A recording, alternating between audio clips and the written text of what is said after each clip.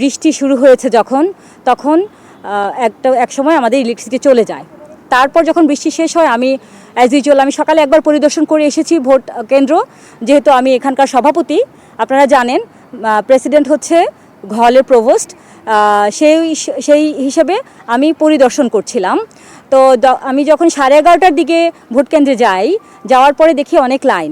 মেয়েটা বলছে ম্যাডাম অনেক লাইন। ভিতরে গিয়ে আমি কারণ জানতে চাইলে বলা হলো যে ভোট বন্ধ। কিন্তু কেন বন্ধ?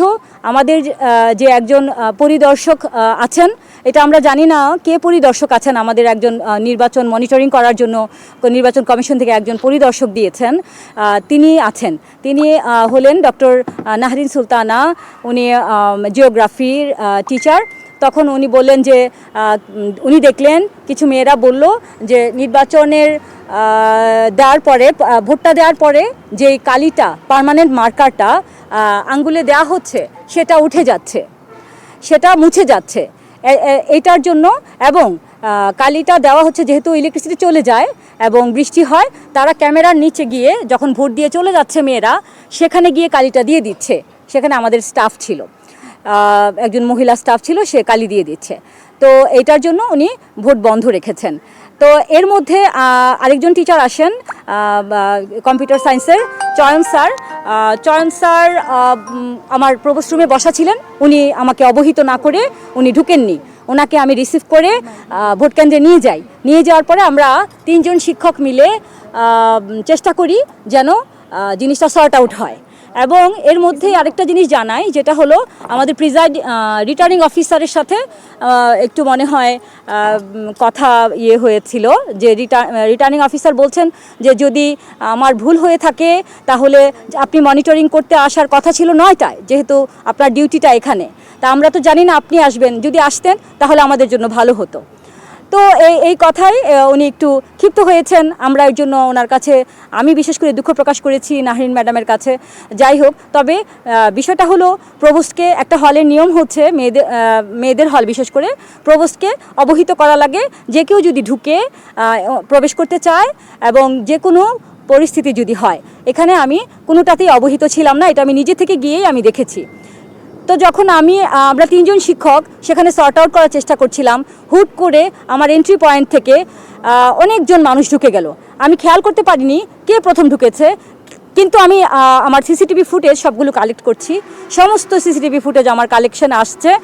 এবং তখন একজন শিক্ষক, আমাদের খুব প্রিয় শিক্ষক ডক্টর নজরুল ইসলাম স্যার, উনি বলতেছে যে ভিডিও করো, অনেক মানুষ এই ভোট কেন্দ্রে অনেক মানুষ। একজন সাংবাদিক বলছে জাল ভোট হচ্ছে, সব কিছু এখানে হচ্ছে, তো এখানে ভোট গ্রহণ হবে না, অনেক চিৎকার চেঁচামেচি হচ্ছে।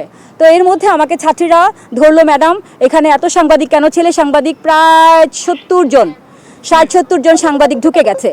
এখন কথা হলো, মেয়েদের হলে আমরা সাধারণত, এটা জানেন আপনারা, সব জায়গায় মেয়েদের হলে কিন্তু কোনো ছেলের প্রবেশ আজ পর্যন্ত দেখে আমরা অভ্যস্ত নই।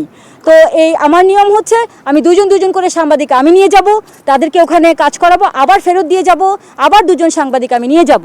ইনফ্রাস্ট্রাকচারটা এমন খুবই চাপা একটা জায়গা দিয়ে এন্ট্রি করতে হয়। তো এইভাবে 70-80 জন সাংবাদিক যখন ঢুকে গেল, তার মধ্যে ছাত্র আছে, প্রার্থী আছে। প্রার্থীদের আমি নিজে যেটা সত্য সেটা হলো আমি দেখিনি। একটা ছেলে সাংবাদিকদের আমি হাতে পায়ে ধরছি, ভাই আপনাদের পায়ে ধরি, মেয়েদের হল, আমি সমস্ত কথার জবাব দিব, আপনারা বাইরে চলেন। ওনারা শুনছেই না, ওনারা যাচ্ছেই না। আমি ওনাদের হাতে পায়ে ধরছি। আমি একজন নারী হয়ে একজন পুরুষের হাতে এমন করে ধরে নিয়ে পায়েও ধরেছি একজনের, হ্যাঁ, যে আপনারা চলে যান। আমার মেয়ের নিরাপত্তার স্বার্থ এখানে, আমি আমার মেয়েদের নিরাপত্তা নিয়ে কোনো কম্প্রোমাইজ করি না। তো যখন আসলাম, নিচে আসার পরে এই গেটটা তালা লাগালাম। তারপরে ওনারা এখান থেকে আর যাবে না। সমস্ত মেয়েরা বলতেছে ম্যাডাম এখানে এত প্রার্থী কেন? প্রার্থীরা অবশ্যই আসতে পারবে, কিন্তু একজন প্রভোস্টের অনুমতি নিয়ে 2 জন করে যেতে পারবে। আরেকটা হলো, তখন যে ছেলেটা সাংবাদিকদের ধাক্কা দিয়ে বের করছিল, সেই ছেলেটা বলতেছে, সাংবাদিকরা জিজ্ঞেস করছে আপনি কে? বলল যে আমাকে ম্যাডাম বলছে, মানে ম্যাডাম না, সরি, আমাকে দেখিয়ে বলছে যে ওই আপু বলছে। মানে সে আমাকে চিনে না। তখন আমি বললাম, আমি বলেছি আপনি কে, আমি তো আপনাকে চিনিই না, আপনাকে আমি কিভাবে বলতে পারি যে আপনাকে, যে সাংবাদিকদের ধাক্কা দিয়ে বের করেন। পরে সে এখানে এসে বলল, রেকর্ড আছে সব কিছু, সে বলল যে শেখ সাদী এবং বৈশাখী তাদের প্যানেল থেকে সে নজরুল স্যারের কাছেও গিয়েছিল, নজরুল স্যারের সাথে এই হলে ঢুকেছে। এখন আমি এতগুলো মানুষ ঢুকলো, আমি আমার সিকিউরিটিরা খুবই কড়া, তারা যেভাবে বলি সেভাবেই করে। আমার সিকিউরিটিরা আমাকে যথেষ্ট হেল্প করে, কিন্তু দুজন সিকিউরিটি এই এতগুলো 60-70 জন মানুষকে মানে আটকাতে পারিনি। আরেকটা কথা হলো, যখন একজন বড় সম্মানিত প্রফেসর ঢুকে যাবেন তখন কিন্তু তারা কিছু বলতে পারবে না। সেই সম্মানিত প্রফেসরের সঙ্গে তখন হয় কি, ঢুকলে সবাই একই বেগে ঢুকে গেছে। এখানে আমার সিকিউরিটির, আমি মনে করব আমার সিকিউরিটির কোনো গাফিলতি ছিল না। এটা একটা গেল। তারপরে যখন নির্বাচন কমিশন আসলেন, প্রক্টোরিয়াল বডি প্রক্টর স্যার আসলেন, এই ওনাদেরকে বের করতে করতে আমার প্রায় ঘন্টাখানেক লেগে গেছে। আমি বলেছি আপনারা যদি বের না হন আমি ভিতরে গিয়ে সর্ট আউট করতে পারবো না, আমার ভোট গ্রহণ বন্ধ থাকবে। তখন আমরা নির্বাচন কমিশনের দুজনকে নিয়ে আমি গিয়ে, ওনারা আমাকে হেল্প করেছেন, সাংবাদিকরা বাইরে গেছেন, এই জন্য ওনাদের প্রতি আমি কৃতজ্ঞ। আর গিয়ে পরে আমি সুন্দর মতো সুষ্ঠু মতো ভোট চালু করেছি। কিন্তু আমার কথা হচ্ছে, এই যে বিভ্রান্তিকর শব্দ, আমাকে বলছে জাল ভোট হচ্ছে, জাল ভোট একটা মাত্র কাহিনী যে আঙ্গুলে যেটা দেওয়া হচ্ছে সেটা উঠে যাচ্ছে, অথচ আমাদের প্রত্যেকটা ছবি মিলায় এবং সিগনেচার নিয়ে আমাদের ভোট দেওয়া হচ্ছে, আরেকজন ভোট দেওয়ার কোনোই সুযোগ নাই। ঠিক আছে, এই এই এই অনাকাঙ্ক্ষিত একটা ঘটনার জন্য আমাদের 1 ঘন্টা ভোট বন্ধ রাখতে হয়।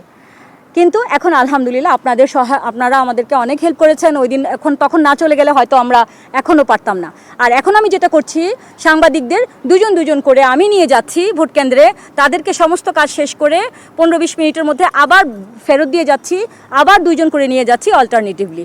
এই হচ্ছে এখনকার মতো পরিস্থিতি। তবে পরিস্থিতি আলহামদুলিল্লাহ অনেক ভালো আছে।